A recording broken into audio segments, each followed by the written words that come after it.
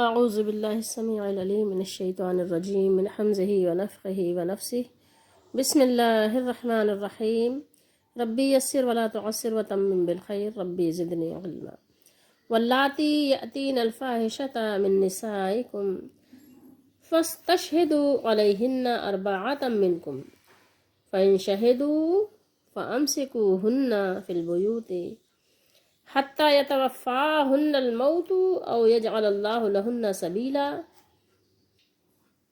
واللذان یأتیانہا منکم فآذوہما فإن تابا وأصلحا فأعرضوا عنہما ان اللہ کان توابا رحیما۔ یہ دو آیات ہیں سورۃ النساء کی، آیت نمبر 15-16، چوتھا سپارہ ہے۔ ترجمہ تفسیر ابن کثیر کا ہے۔ اور تمہاری عورتوں میں سے جو بے حیائی کا کام کریں تو تم ان پر اپنے میں سے 4 مرد گواہ ٹھہرا لو، پھر اگر وہ گواہی دیں تو ان عورتوں کو گھروں میں بند رکھو یہاں تک کہ انہیں موت آ جائے یا اللہ ان کے لیے کوئی راستہ نکال دے۔ اور تم میں سے جو دو کی جو یہاں بات ہو رہی ہے، تم میں سے جو دو سے مراد یہاں پر ہر دو، یعنی مرد ہو یا عورت، اگر بے حیائی کا کام کرے، تسنیہ کے صیغے آئے ہیں۔ ہاں دیکھیے، واللذان یأتیانہا، فرمایا ہے کہ اگر یہ بے حیائی کا کام کرے، مرد یا عورت دونوں، تو ان کو ایذا دو، پھر اگر وہ توبہ کر کے اپنی اصلاح کر لیں تو ان سے درگزر کرو، اصلاح اگر وہ اصلاح کر لیں، فعارضوا تو پھر اعراض کرو، ان سے درگزر والا معاملہ کرو، عنہما دونوں سے، بے شک اللہ بہت توبہ قبول کرنے والا بڑا مہربان ہے۔ آئیے پہلے آیت مبارکہ کا ربط دیکھتے ہیں ان آیتوں کا پچھلی آیتوں سے کہ ان کا ربط کیا ہے۔ دیکھیں، اس سے پہلی آیات مبارکہ میں اللہ تعالیٰ نے ان باتوں کی اصلاح فرمائی تھی، ان باتوں کو بیان فرمایا کہ جو زمانہ جاہلیت میں یتیموں کے حق میں، وراثت کے حق میں اور خواتین کے حق میں جو لوگ ظلم و ستم ڈھاتے تھے، اور ان کے معاملے میں جو زمانہ جاہلیت کی یعنی بیہودہ کہیں یا یہ کہ قبیح یعنی عجیب و غریب قسم کی رسموں میں مبتلا تھے، اور جن عورتوں سے نکاح جائز بھی نہیں تھا ان سے نکاح بھی کر لیتے تھے، تو یہاں پر اللہ تعالیٰ نے ان سب چیزوں کی جو اصلاح فرمائی، اب اس کے بعد یہاں بیان فرمایا ان کی اصلاح کی بات کہ اگر ان میں سے کسی خاتون نے ایسا قصور کیا ہے جس کو شرعاً قصور کہتے ہیں، تو ان کو ادب سکھانے کے لیے، تھوڑی بہت ان کو سزا دینے کے لیے، شریعت کے دائرے میں اور شریعت کی حدود میں اور شریعت کے مطابق ان کو جو سزا دینے کی ضرورت ہو تو ان کو سزا بھی دی جائے گی۔ ان کو جو کچھ بھی یعنی ادب سکھانے کے لیے ان کو جس طرح سے بھی وہ سمجھ سکیں ان کو سمجھایا جائے گا۔ تو یہ سارے معاملات اللہ تعالیٰ یہاں بیان فرما رہا ہے۔ دین اسلام فطرت پر مبنی ہے، یہ فطرت کے خلاف کوئی بات بیان کرتا ہی نہیں ہے۔ تو چونکہ ظاہر ہے ہمارا جو خالق ہے، ہم جس کی مخلوق ہیں، وہ اس نے ہمیں پیدا کیا ہے، تو وہ ہمارے بارے میں سب کچھ جانتا ہے۔ تو دین اسلام میں ہر انسان کی دنیاوی اور اخروی فلاح کو ہر معاملے میں ملحوظ رکھا گیا ہے، ہر چیز میں اس کا لحاظ رکھا گیا ہے۔ تو واللاتی یأتین الفاحشۃ، اوپر کی آیات میں عورتوں کے ساتھ احسان اور ان کے مہر ادا کرنے اور مردوں کے ساتھ ان کو وراثت میں شریک قرار دے کر ان کے حقوق کی حفاظت کا بیان فرمایا گیا۔ اب یہاں سے عورتوں کی جو تعذیب کہیے اور ان پر سختی کا بیان ہے، تاکہ عورت اپنے آپ کو بالکل ہی آزاد نہ سمجھے کہ جی جناب میں بالکل آزاد ہوں، آپ کون ہوتے ہیں، ٹھیک ہے، سو واٹ، جو بھی میں کر رہی ہوں کرنے دیجئے مجھے، ٹھیک ہے۔ اب تو یہ اسلام نے ایسا آزادی کا کوئی کانسیپٹ کسی کو فراہم ہی نہیں کیا۔ پہلی آیت میں زناکار عورتوں کی سزا بیان کی کہ زنا شہادت سے ثابت ہو جائے، یہ بھی اللہ تعالیٰ نے دیکھیں آپ کہ اس کی کیسی مہربانی ہے کہ اتنے سارے گواہ ملیں گے کہاں سے، اگر ثابت ہو جائے تو انہیں ताउम्र घर में महबूस रखा जाए। तो अभी इसकी आयत के बारे में बताया जाएगा, यहाँ तक कि वो मर जाएं। यहाँ अल्लाह ने क्या बयान किया कि यहाँ तक कि वो मर जाएं, या अल्लाह ताला उनके बारे में कोई दूसरी सज़ा नाजिल फरमा दे, कोई दूसरा हुक्म अल्लाह ताला नाजिल फरमा दे। ठीक है, इस्लाम में ज़िनाकार औरतों के लिए ये पहली सज़ा है जो बाद में हद्द ज़ना नाजिल होने से मनसूख हो गई। सूरह नूर में जो 100 कोड़ों की सज़ा नाजिल हो चुकी है, यहाँ सबीला से उसी तरफ इशारा है। दूसरी आयते मुबारका में जानी मर्द और जनाकार औरत के मुतालिक ये हुक्म दिया गया कि उनको अजियत दी जाए और उनको जलील किया जाए हत्ता के ताइब हो जाएं। ये सज़ा पहली सज़ा के साथ ही है, बाद में ये दोनों सज़ाएं क्या हुई, मनसूख हो गई, इनको डिलीट कर दिया गया, इनकी जगह दूसरा हुक्म आ गया ना। रसूलुल्लाह सल्लल्लाहु अलैहि वसल्लम ने इरशाद फरमाया, मुझसे अहकाम दीन क्या करो, ले लो, सीख लो।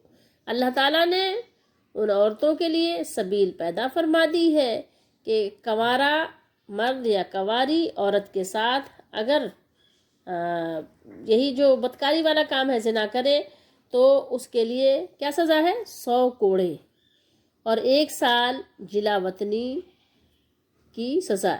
और शादीशुदा के साथ अगर यही काम करे, यानी मर्द भी शादीशुदा है और जिस खातून के साथ ये काम कर रहा है वो भी शादीशुदा है, तो उनके लिए 100 कोड़े और संसार है। ठीक है, संसार जानते हैं, पत्थर जो मारने वाली सज़ा है। अल्लाह ने फरमाया फस्तशहिदू अलैहिन्ना अर्बअतम मिनकुम। देखिए फरमाया अल्लाह ताला ने कि तो तुम उन पर अपने में से 4 मर्द गवाह ठहरा लो। ठीक है, फिर अगर वो गवाही दे दे, 4 मर्दों की गवाही अल्लाह ताला ने रखी। अब ये 4 मर्दों की गवाही क्यों है, अर्बअतम मिनकुम, चूंकि आपको पता है कि इसकी सज़ा कितनी सख्त है, सज़ा निहायत सख्त है, इसलिए इस पर गवाही भी ज़्यादा मजबूत रखी गई है। अरबी ज़ुबान का कायदा है कि जो चीज़ शुमार की जा रही है वो मुज़क्कर हो तो अदद मुअन्नस होता है, इसलिए अर्बअतन की वजह से यहाँ पर देखिए तर्जुमा 4 मर्द है। ठीक है, कितने हैं मर्द, ये अर्बअतन 4 मर्द। वल्लाज़ाने, ये वल्लज़ी की तस्निया है, तो बहुत से लोगों ने इसको जो है कौम लूत वाला अमल करने वाले 2 मर्दों से इसको जो है ताबीर किया है। लेकिन कहते हैं कि अगरचे वल्लाज़ाने के लफ्ज़ में जो तस्निया मुज़क्कर के लिए आता है इसकी कहने गुंजाइश मौजूद है, मगर ये मकसद, ये मतलब ना रसूलुल्लाह सल्लल्लाहु अलैहि वसल्लम ने बयान किया, ना ही आपसे मनकूल है, और ना ही किसी सहाबी से ऐसी बात मनकूल है। किसी सहाबी ने भी इसके बारे में ये नहीं बयान किया। तो अब कोई भी अपनी मर्ज़ी से तो जाहिर है इसका माना अखज़ नहीं कर सकता कि इससे क्या मुराद है क्या नहीं मुराद है। जो मुराद है, जो बयान हुआ है, बस उसी पर हमको जो है क्या करना है, ईमान रखना है और यकीन रखना है और अमल करना है। और तफसीर इब्न अबी हातिम ने अपनी हसन सनद के साथ हज़रत अली बिन अबी तलहा से और उन्होंने हज़रत इब्न अब्बास रज़ी अल्लाह ताला अन्हुमा से नक़ल किया है कि औरत जब ज़िना करती तो घर में बैठी रहती यहाँ तक कि फौत हो जाती। ये जो हुक्म नाजिल हुआ है सूरह नूर में, उससे पहले की बात बयान हो रही है। और वल्लाज़ाने या अतियानिहा मिनकुम फ़आज़ूहुमा के मुताल्लिक़ फरमाया कि मर्द जब ज़िना करता तो उसे ताज़ीर और जूते मारने के साथ ईज़ा भी दी जाती। तो अल्लाह ताला ने उसके बाद ये आयत नाजिल फरमाई, अज़्ज़ानियतु वज़्ज़ानी फ़ज्लिदू कुल्ला वाहिदिम मिनहुमा मिअता जल्दा, सूरह नूर में आयत नंबर 2 में है। फरमाया कि ज़िना करने वाली औरत और ज़िना करने वाले मर्द को 100 कोड़े मारो, फिर अगर वो शादीशुदा हों तो रसूलुल्लाह सल्लल्लाहु अलैहि वसल्लम की सुन्नत के मुताबिक उन्हें रजम कर दिया जाएगा। ये है वो सबील जो अल्लाह ने फरमाया, औ यजअलल्लाहु लहुन्ना सबीला, کیا فرمایا اللہ تعالیٰ نے؟ یہ دیکھیے یہاں اللہ تعالیٰ نے یہ بات بیان فرمائی ہے. اللہ تعالیٰ نے بیان فرمایا کہ یہاں تک کہ انہیں موت اٹھا لے یا اللہ ان کے لیے کوئی راستہ بنا دے، کوئی اور اللہ تعالیٰ حکم نازل کر دے. تفسیر طبری جو ہے اس نے صحیح سند کے ساتھ امام مجاہد سے نقل کیا ہے. یہ مجاہد کون ہے؟ یہ حضرت عبداللہ بن عباس رضی اللہ تعالیٰ عنہما کے شاگرد ہیں، شاگرد خاص ہیں اور تابعی بزرگ ہیں، کوئی یہ مطلب چھوٹی موٹی معمولی ہستی نہیں ہے. واللہ زانے یاتیانہا منکم سے مراد زنا کرنے والے مرد اور عورت ہیں. انہوں نے اس سے مراد یہی لیا ہے کہ یعنی عورت اور مرد یہ دونوں کے لیے یہ صیغہ یعنی تثنیہ کا استعمال ہوا ہے. اس کے علاوہ یاتیانہا میں ہا کی ضمیر پچھلی آیت میں مذکور الفاحشۃ کی جانب وہاں یعنی اس طرف جا رہی ہے، جس سے اس مقام پر مراد زنا ہے، اور اس فاحشہ سے مراد قوم لوط کا عمل ہو ہی نہیں سکتا. اور فرمایا کہ رہی یہ بات کہ واللہ زانے یعنی جو یہ تثنیہ کا صیغہ ہے، تثنیہ مذکر کا لفظ، تو دو افراد اگر مذکر مؤنث ہوں تو ان کے لیے تثنیہ مذکر کی ضمیر عام طور پر استعمال ہوتی ہے، اس میں کوئی قباحت ہے ہی نہیں. اور اہل سنن نے حضرت ابن عباس رضی اللہ تعالیٰ عنہما سے روایت کیا ہے کہ رسول اللہ صلی اللہ علیہ وسلم نے فرمایا من وجدتموہ یعمل عمل قوم لوط فاقتلوا الفاعل والمفعول به. کیا فرمایا؟ فاقتلوا الفاعل والمفعول به. یہ مسلمانوں کے لیے بات ہے، ٹھیک ہے، کیونکہ ساری جو شریعت کی پابندیاں لاگو ہوتی ہیں وہ مسلمانوں پر ہوتی ہیں، یہ بات یاد رہنی چاہیے. اور جو بھی ان کو یعنی اسلام نے سزائیں مقرر کی ہیں یہ بھی کسی عام بندے کے لیے نہیں ہے، یہ بھی یاد رہنی چاہیے بات. ایسا نہیں ہے کہ عام بندہ اٹھے اور جا کر سزا دے دے کسی کو، نہیں، ہرگز نہیں، بلکہ یہ حکومت وقت اور اس کے علاوہ قاضی کا فیصلہ، عدالتوں کا فیصلہ، یہ چیزیں بہت زیادہ میٹر کرتی ہیں اس میں، ٹھیک ہے. اس بات کا خیال رہے، ایسا نہیں ہے کہ کسی نے کسی کو کچھ غلط کرتے دیکھا اور جا کے سزا دینی شروع کر دی. ایسا اسلام نے حکم نہیں دیا کسی کو، قانون کسی کو ہاتھ میں لینے کا حکم اسلام دیتا ہی نہیں ہے. یہ بات ہمیشہ ملحوظ خاطر رکھنی چاہیے ہر ایک کو. تو یہاں بھی رسول اللہ صلی اللہ علیہ وآلہ وسلم نے فرمایا، اور اس کو بیان کیا ہے کس نے اس کو ابی داؤد میں بھی ہے، جامع ترمذی میں بھی ہے، ابن ماجہ میں بھی ہے، اور مسند احمد میں بھی ہے. یعنی اہل سنن اسی لیے کہا کہ ان لوگوں نے حضرت عبداللہ بن عباس رضی اللہ تعالیٰ عنہما سے اس کو روایت کیا ہے کہ رسول اللہ صلی اللہ علیہ وآلہ وسلم نے ارشاد فرمایا جنہیں قوم لوط کا سا عمل کرتے ہوئے پاؤ تو فاعل اور مفعول کو قتل کر دو. ٹھیک ہے، یہ دونوں راضی برضا رغبت کے ساتھ اگر ایسا کر رہے ہیں دونوں، مطلب یعنی کرنے والا تو ظاہر آپ سمجھ رہے ہیں کہ وہ تو اپنی رضا ہی سے کر رہا ہے، لیکن جو کام یہ کروا رہا ہے نا، اگر وہ اپنی رضا سے کروا رہا ہے تو دونوں ایک ہی حکم میں ہیں. ٹھیک ہے، اور اگر کوئی اس کو زبردستی پکڑ لے گیا ہے تو وہ ایک الگ، پھر اس کے ایک الگ بھی بھائی اسلام کوئی زبردستی کسی کو سزا نہیں دیتا، کسی بے گناہ کو، کسی معصوم کو اسلام سزا دیتا ہی بھی نہیں ہے. یہ بات یاد رہے. فاعل اور مقتول اسی صورت میں ہے کہ جب کہ دونوں جو ہے اس بات پر راضی ہوں. ٹھیک ہے، فاعل کہتے ہیں کرنے والے کو اور مفعول کہتے ہیں کروانے والے کو. ٹھیک ہے، خیر. تو پھر اس کے بعد اللہ تعالیٰ نے یہاں فرمایا فَإِن تَابَا وَأَصْلَحَا، پھر اگر وہ توبہ کر لیں اور ظاہر اصلاح کر لیں، اپنی نیکوکار بن جائیں، سدھر جائیں، اللہ سے ڈرنے والے بن جائیں، سنت کے پابند ہو جائیں، تو پھر کیا کیا جائے؟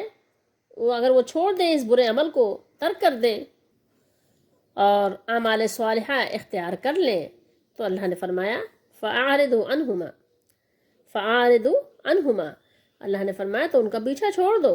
ٹھیک ہے، اور بری بات کر کے انہیں تکلیف نہ دو. پھر ان کو ان کے گناہوں کو یاد دلا کر کے پہلے تو تم ایسے تھے، پہلے تو تم ایسے تھے. ٹھیک ہے جی جناب، بہت توبہ کر کے آپ نیک بن گئے ہیں، اس طرح کی باتیں کر کو ان کو آپ اذیت نہ دو اور خود بھی اپنے آپ کو گناہ میں ملوث نہ کرو. ظاہر ایسا کسی کو آپ تانا دیں گے تو کیا ہوگا؟ آپ گناہ گار ہوں گے. ایسا نہیں کریں. اگر کوئی پہلے کسی بری صحبت میں تھا اور اب اس نے توبہ کر لی، اپنی اصلاح کر لی اور اب اچھے کام کرنے لگ گیا، تو اب آپ اس کو جو ہے اس طرح سے ایذا دینے کی کوشش نہ کریں، کیونکہ اللہ تعالیٰ نے خود ارشاد فرما دیا ان اللہ کانا توابا رحیما، کہ اللہ تعالیٰ بے شک بہت توبہ قبول کرنے والا، بہت مہربان ہے۔ جب اللہ نے توبہ قبول کر لی، جب اللہ نے اس کے نامہ اعمال سے گناہ مٹا دیے، جب اللہ تعالیٰ نے اس کو جو ہے اس کا درجہ بدل دیا، اس کو شقی سے سعید لکھ دیا، تو پھر اب دوسرے بندے کون ہوتے ہیں کہ اس کو یاد دلائیں ہیں؟ اب کہیں کہ بھائی وہ 9 من چوہے کھا کر بلی حج کو چلی، تو اب یہ سب ضرورت نہیں ہے، فضول باتیں بلا وجہ کی۔ بخاری شریف ہے، کتاب البیوع، حدیث نمبر ہے 2234۔ رسول اللہ صلی اللہ علیہ وسلم سے خود سنا ہے، کس نے؟ حضرت ابو ہریرہ رضی اللہ تعالیٰ عنہ نے۔ آپ صلی اللہ علیہ وسلم نے فرمایا کہ جب کوئی باندی کنیز، جو اس وقت میں جس کا یعنی رواج تھا، کنیزیں ہوا کرتی تھی، زنا کرائے اور وہ ثابت ہو جائے، ٹھیک ہے، یعنی اس پہ گواہی دینے والے گواہی دے دیں، چشم دید گواہ آپ کو مل جائیں، تو اس پر حد زنا جاری کی جائے، البتہ اسے کیا کیا جائے؟ لعنت ملامت نہ کی جائے۔ ہمارے زمانے میں لعنت ملامت کا بہت زیادہ زور ہے، خواہ مخواہ لوگ ایک دوسرے کے پیچھے لگے رہتے ہیں بلا وجہ۔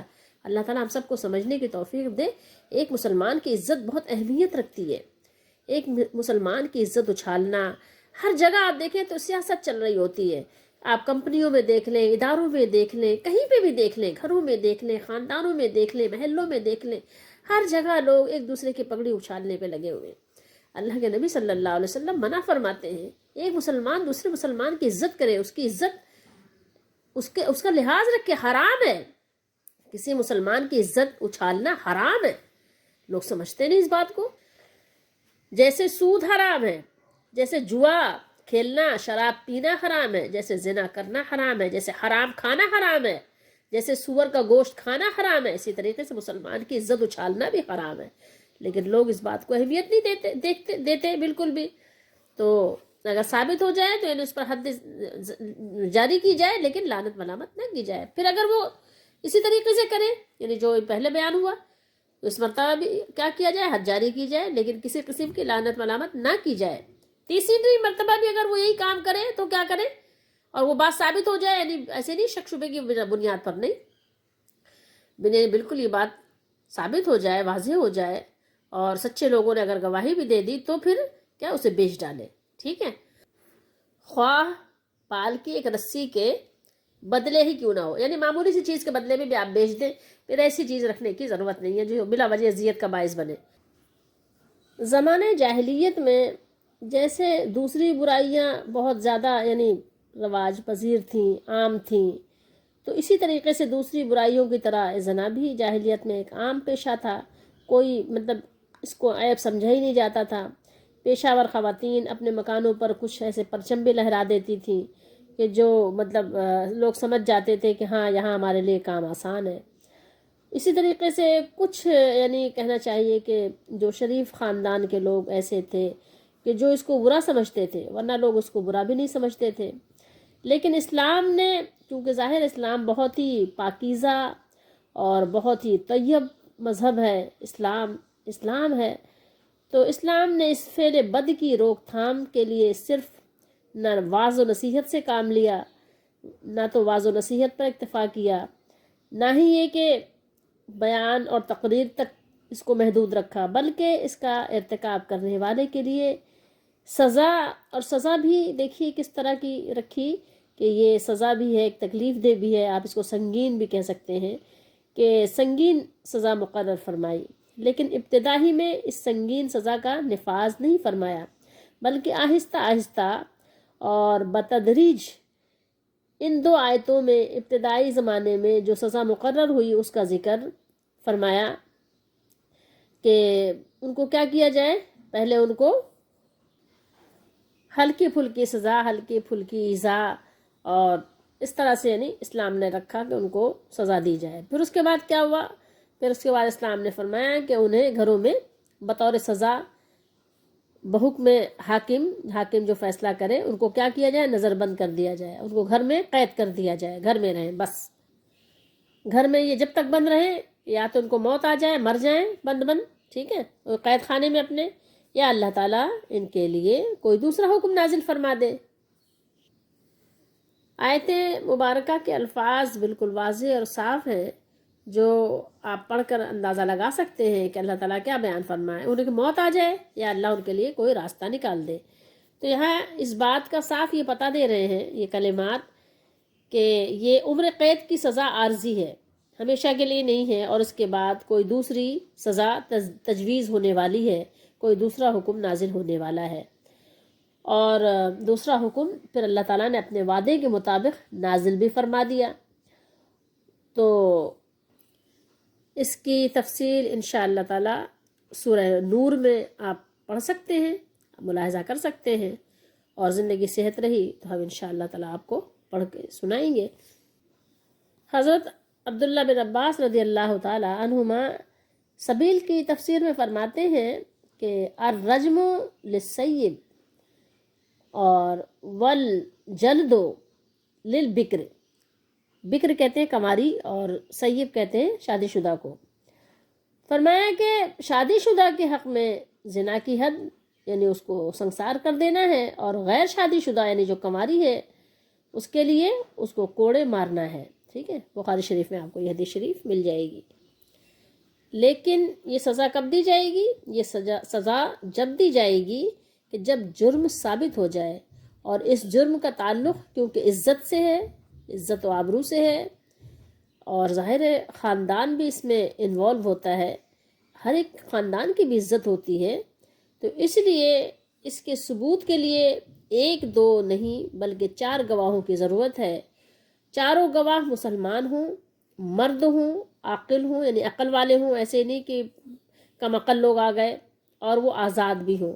ظاہر ہے کہ آپ کو پتہ ہے کہ غلاموں کا زمانہ بھی تھا، اور پھر اس کے بعد بہت زیادہ ضروری یہ ہے کہ ان چاروں گواہوں کے بارے میں یہ معلومات حاصل کی جائے کہ یہ واقعی اللہ سے ڈرنے والے ہیں کہ نہیں ہیں، یہ واقعی مسلمان مومن ہیں کہ نہیں ہیں، یہ کہیں جس پر الزام لگا رہے ہیں اس کے دشمن تو نہیں ہے، کہیں ان کی کوئی خاندانی دشمنی تو نہیں، دشمنی کی وجہ سے تو نہیں انہوں نے آگے گواہی دے دی۔ یہ سب چیزیں بھی بہت زیادہ میٹر کرتی ہیں۔ ایک چیز مسلمانوں کو یہ بھی یاد رکھنی چاہیے، مرد ہوئے خواتین، یاد رکھنی چاہیے کہ کسی پاک دامن خاتون کو یا پاک دامن مرد کو کسی قسم کا الزام لگانا یہ بھی کبیرہ گناہوں میں سے ہے۔ ہر ایک کی اپنی عزت ہے، اس کی عزت کی حفاظت کی جائے گی، بلکہ یہ کہ شک کی بنیاد پر بھی کبھی کسی کو کچھ نہیں کہا جائے گا کہ آپ شک کی بنیاد پہ کہہ دیں۔ ہو سکتا ہے کہ آپ کا شک غلط ہو، اور جب تک کہ بات کی تحقیق نہ ہو آپ کسی کو کوئی ایسی بات نہیں کہہ سکتے، اس لیے ان باتوں کا خیال رکھنا چاہیے۔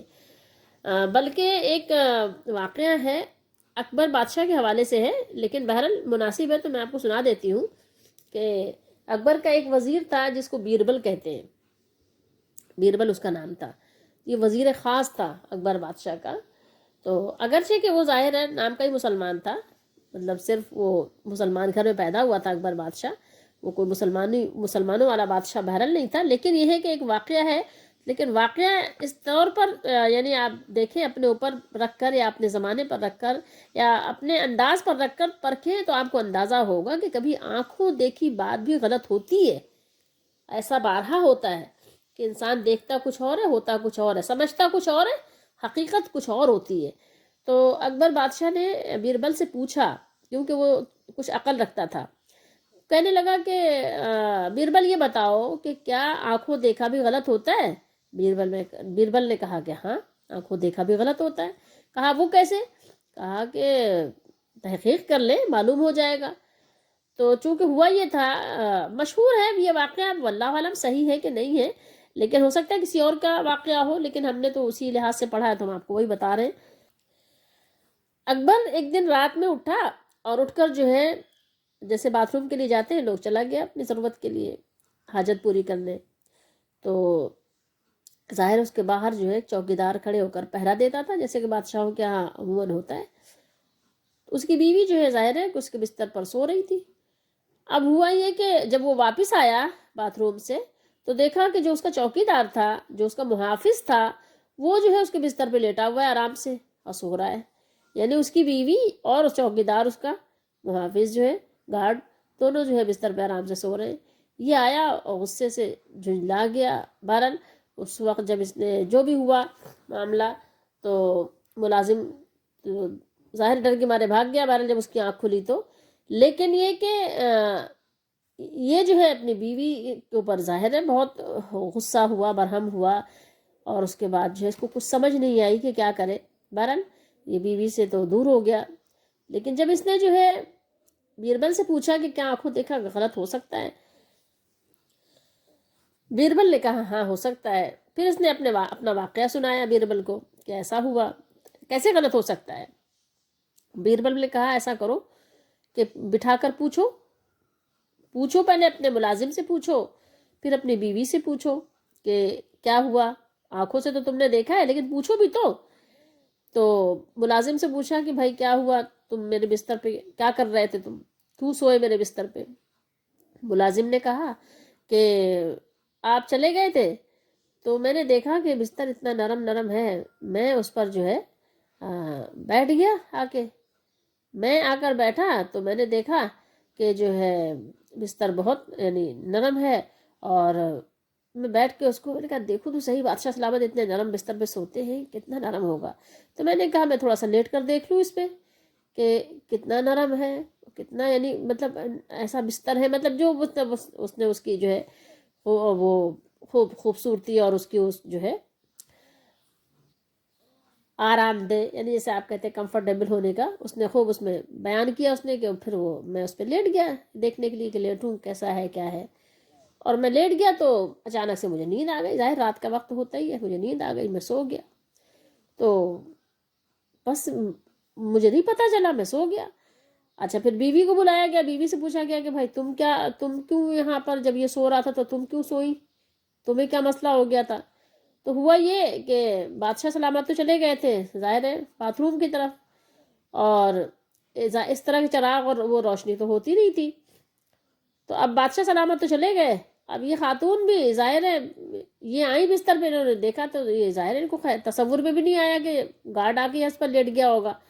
اب رات میں آپ بسا اوقات خیال بھی نہیں ہوتا کہ یہ انسان یہی سوچتا ہے ظاہر میرے بستر پہ تو کون ہوگا. پھر خاتون بھی وہی سمجھ کے کہ میرا شوہر سو رہا ہے، وہ اپنے لیٹ کے وہ بھی سو گئی. تو دونوں کو ایک دوسرے کی خبر نہیں تھی کہ کون ہے. تو اس کے بعد جب بادشاہ آئے تو بادشاہ سلامت نے دیکھا کہ بھائی یہ تو معاملہ اس طرح سے ہے. تو جب یہ تحقیقات ہوئی تو بات پتہ چلا کہ آنکھوں دیکھا غلط تھا، کہ نہ بیوی کو پتا تھا اور نہ چوکیدار کو پتا تھا. ٹھیک ہے، تو اس طرح سے معاملہ جو ایک بگڑ رہا تھا وہ بن گیا، بات سمجھ میں آ گئی. تو آنکھوں دیکھا بھی غلط ہوتا ہے کبھی کبھی، تو اس لیے ہر بات کو دیکھ کر آپ فوراً جو ہے اس کو مانا اور مطلب پہنانے کی ضرورت نہیں ہے. پہلے بہت بہتر ہے اسلام کا جو سب سے اچھا طریقہ ہے کہ آپ تحقیق کر لو، پہلے معلومات کرو، پھر اس کے بعد جب رپورٹ سامنے آئے پھر اس کے بعد اس کے سامنے اور اس کی موجودگی میں آپ کوئی فیصلہ کرو. حکم نامہ ایسے جاری تھوڑی کر دیا جاتا ہے کہ آپ نے بس حکم جاری کر دیا، تو ایسا نہیں ہوتا.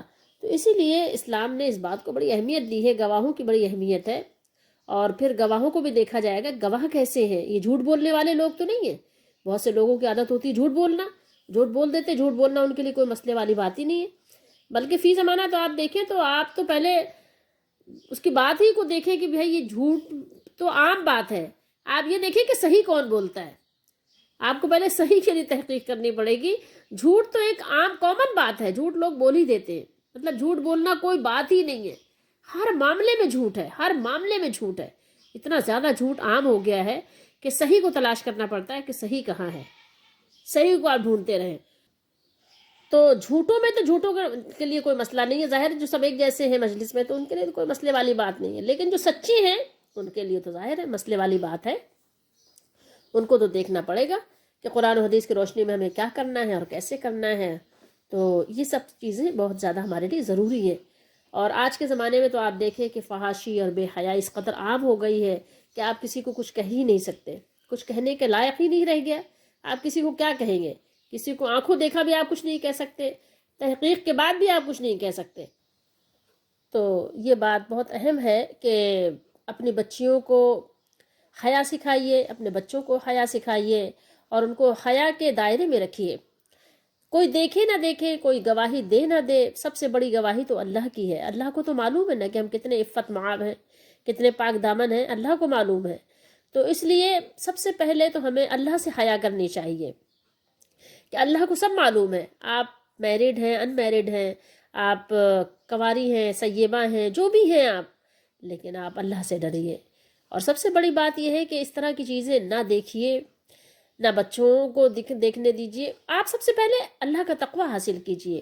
اس بات کا خیال رکھیے کہ اللہ مجھے دیکھ رہا ہے، اللہ مجھے دیکھ رہا ہے، اللہ مجھے دیکھ رہا ہے. یہ کانسیپٹ جب آپ کے دماغ میں بالکل سے یعنی جب جگہ پا لے گا، جب کلیئر ہو جائے گا کہ اللہ دیکھ رہا ہے مجھے مرنا ہے. آپ بچوں کے ذہن میں یہ بات شروع سے ڈالیے کہ بچوں ہم مرنے کے لیے پیدا ہوئے ہیں، ہم نے مر جانا ہے، ہم دنیا میں ہمیشہ رہنے نہیں آئے ہیں، بلکہ ہم تو آئے ہیں اس لیے کہ ہم آخرت میں جو ہمارا اپنا گھر ہے، اصلی گھر، اصلی وطن، اصلی ہمارا ملک، وہ ہمارا جنت ہے.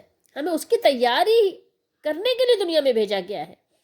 یہ سب جو موج مستی ہے، یہ سب جو شور و غوغا ہے، یہ شغل میلے ہیں، یہ سب چند روزہ ہیں، یہ عارضی ہیں اور بہت تھوڑی دیر کے لیے ہیں. اگر آپ کو یقین نہیں آتا نوجوانوں، تو آپ ان بوڑھوں کو دیکھو، ان بیماروں کو دیکھو، ان مجبوروں کو، معذوروں کو دیکھو جو ویل چیئر پہ چل رہے ہیں. ہاسپٹل جا کے کبھی چکر لگا لیا کرو، دیکھو کتنی جلدی جوانی ڈھل جاتی ہے. ڈھل جائے گی یہ جوانی جس پر تجھ کو ناز ہے. ٹھیک ہے، تم بجا لو چاہے جتنا، 4 دن کا ساز ہے یہ، بس یہ بہت مختصر، بہت تھوڑا سا ہے. اس لیے اس کا خیال رکھیے.